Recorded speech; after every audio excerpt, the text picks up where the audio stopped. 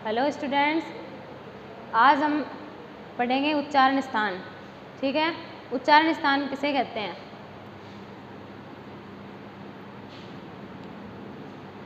उच्चारण स्थान सभी वर्णों का उच्चारण मुख से किया जाता है, लेकिन मुख के जिस अवयव से उसका उच्चारण किया जाता है उसे उच्चारण स्थान कहते हैं। सभी वर्णों का उच्चारण स्थान मुख से किया जाता है। सभी वर्णों का उच्चारण मुख से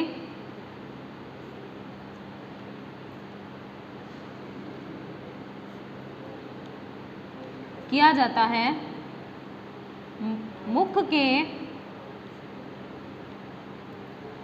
मुख के जिस अवयव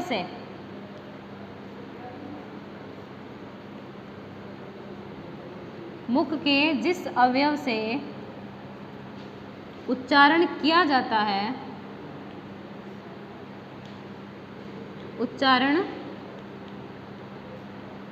है उसे उच्चारण स्थान कहते हैं। उसे उच्चारण स्थान कहते हैं। क्या कहते हैं? उच्चारण स्थान कहते हैं। सभी वर्णों का उच्चारण मुख से किया जाता है। मुख के जिस अवयव से उच्चारण किया जाता है उसे उच्चारण के स्थान कहते हैं। वो अवयव कौन कौन से होते हैं? जैसे कंठ, तालु, मूर्धा, दंत, ओष्ठ, ये सभी अवयव हैं जिनकी सहायता से जो उच्चारण किया जाता है उसे क्या कहते हैं? उच्चारण स्थान कहते हैं। तो पहले हम उच्चारण स्थान में पहला देखेंगे कंठ से उच्चारित होने वाले। कंठ से उच्चारित होने वाले कौन से हैं? कंठे वर्ण कौन से हैं? तो कंठ से उच्चारण होने वाले हैं, वो एक सूत्र है इसका, अकुह विसर्जनीयानाम कंठ है। अकुह विसर्जनीयानाम कंठ है। इसके हिसाब से आपको याद करना है। ये सूत्र याद होने पर आपको याद हो जाएगा कि कंठ से कौन कौन से उच्चारित होते हैं। जैसे ए, इसमें ए मतलब ए और आ, और यहाँ पर कु का मतलब है कै वर्ग पूरा, कै ख घ ड़, कै वर्ग। कै वर्ग के जो पांचों वर्ण है वो आ जाएंगे कु में, कै, ए, आ और कै वर्ग। अब आएगा है यहाँ पर है। उसके बाद में विसर्ज मतलब विसर्ग का।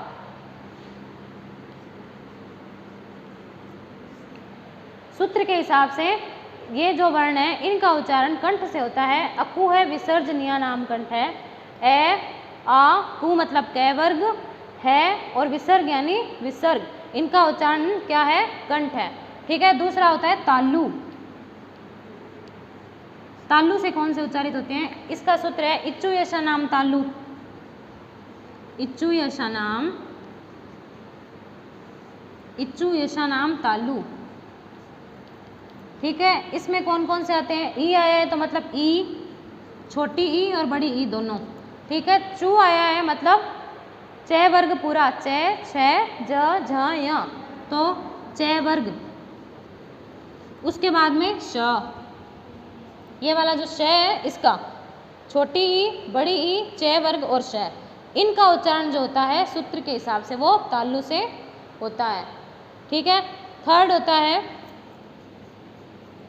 ऋतु रसाणाम मूर्धा। ऋतु रसाणाम मूर्धा, इसका उच्चारण किससे होता है? ये मूर्धा से जो वर्ण बोले जाते हैं उसका सूत्र ये होता है ऋतु रसाणाम मूर्धा। मूर्धा से कौन कौन से उच्चारित होते हैं? मूर्धा के लिए जैसे इसमें है री, तो छोटी री और बड़ी री, ये छोटी री होती है और ये बड़ी री, ह्रस्व री, दीर्घ ई, री। और टू आया है इसमें, यानी कि इसमें ट वर्ग, ट, ठ, ड, ढ, अण। ठीक है। री, री, ट वर्ग, इसके साथ में रे और ये वाला श, रे और ये श, इनका उच्चारण किससे होता है? मूर्धा से होता है। ठीक है। कंठ, तालु और मूर्धा। इसके बाद में आता है दंत।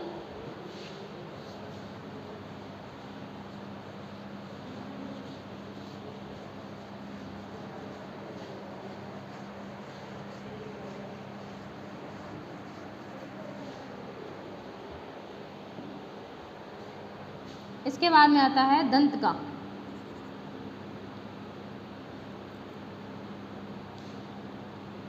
लित्तुलशनाम दंता, लित्तुलशनाम दंता है। इस सूत्र के हिसाब से दंत से उच्चारित होने वाले वर्ण कौन से होते हैं? री, तू इसमें आया है तो त, थ, ध, न, तय वर्ग पूरा, तय वर्ग, उसके बाद में ल और ये वाला श। इनका उच्चारण किससे होता है? दंत से होता है। री, तू मतलब तय वर्ग, ल और ये वाला श। ठीक है। इसके बाद में है ओष्ठ।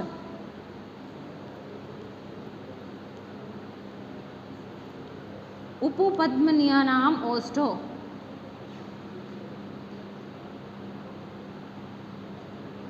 नियानाम ओष्ठ। ओष्ठ से यानी होंठ से उच्चारित होने वाले कौन से होते हैं? ऊ आया है मतलब ऊ, बड़ा ऊ, वो आया है यहाँ पर तो इसका मतलब पै वर्ग, पै, फै, बै, भ, म, पै वर्ग के पांचों वर्ण आएंगे इसमें। और उसके बाद में हाँ, इसमें इतने वर्ण है, ऊ, बड़ा ऊ और पै वर्ग। इनका उच्चारण किससे होता है? ओष्ठ से। ठीक है। इसके बाद में हम पढ़ेंगे कंठोष्ठ। कंठोष्ठ का मतलब होता है जिन वर्णों का उच्चारण कंठ और ओष्ठ दोनों से होता है वे कंठोष्ठ में आते हैं। कंठोष्ठ का होता है ओदोतो कंठोष्ठम, ओदोतो कंठोष्ठम।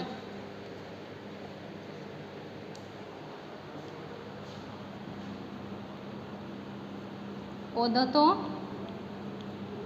कंठोष्ठ। ओदोतो कंठोष्ठ मतलब इसमें आते हैं दो आते हैं, एक तो ओ आता है और एक औ। इन वर्णों को बोलने में कंठ और ओष्ठ दोनों की सहायता ली जाती है, इसलिए इन वर्णों को क्या बोलते हैं? कंठोष्ठ। ठीक है। इसके बाद में कंठ तालु।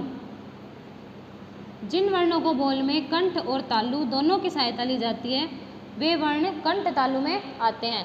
एदे तो कंठ तालु, एदे तो कंठ तालु। इसमें भी दो वर्ण आते हैं, एक ए दूसरा ऐ। ठीक है। एदे तो कंठ तालु, ये है ओष्ठ, ये है दंत के, ये है ओष्ठ, ये कंठोष्ठ और ये है कंठ तालु। इसके बाद में हम करेंगे नासिका से उच्चारित होने वाले। नासिका से उच्चारित होने वाले वर्ण कौन से होते हैं?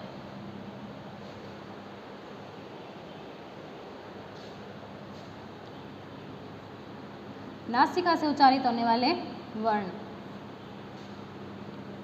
नासिका अनुस्वारस्य।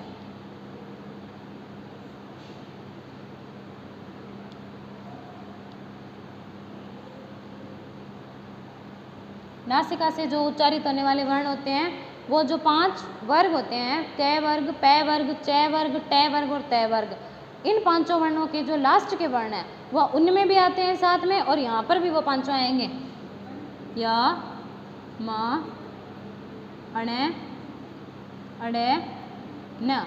ये जो पांचों हैं इनको पांचों का नासिका से भी अनुस्वार, नासिका से भी इनका उच्चारण होता है और वहाँ पर भी होता है जहाँ ये अपने वर्ग में आते हैं वहाँ पर भी। और इसके साथ में जो अनुस्वार होता है उसकी भी नासिका से उच्चारित होता है। ये जो अनुस्वार है इसका उच्चारण भी नासिका से होता है। ठीक है। इसके बाद में है दंतोष्ठ। दंतोष्ठ इसका मतलब है जिस वर्ण को बोलने में दांत और ओष्ठ दोनों की जिसमें सहायता ली जाती है वो दंतोष्ठ में आते हैं। इसका सूत्र होता है वकारस्य दंतोष्ठम, वकारस्य दंतोष्ठ। इसमें दंत और ओष्ठ से बोले जाने वर्ण में सिर्फ एक ही वर्ण आता है वै। वै को जब बोला जाता है तो इसमें दंत और ओष्ठ दोनों की सहायता ली जाती है। वकारस्य दंतोष्ठम। ठीक है। नासिका से कौन से बोले जाते हैं? यमंगणम, यानी कि अड़े, अय, अणे, मैं और न। और दंतोष्ठ से बोलने वाले हैं वकारस्य दंतोष्ठम। इसके बाद की चर्चा हम नेक्स्ट वीडियो में करेंगे। Thank you.